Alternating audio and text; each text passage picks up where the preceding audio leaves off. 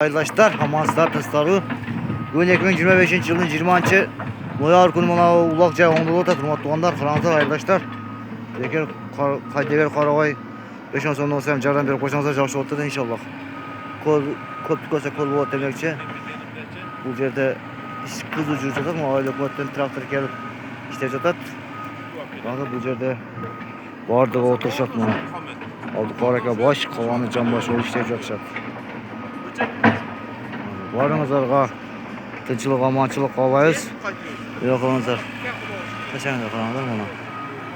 Ulaqjayda o'tadi. Hukumat traktorni beribdir. İşte жатышат.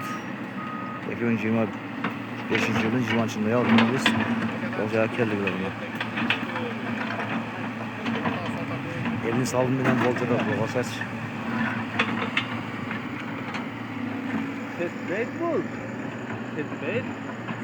Oldu qoraka bosh, qovoni jonbosh. Uloqlar bori bor. Bu chat. İşinize iyilik, Allah'ın özü qolda olsun. Assalamu alaykum, rahmetullohi ve berekatuhu. Hech bo'lmasa omon bo'lingizlar.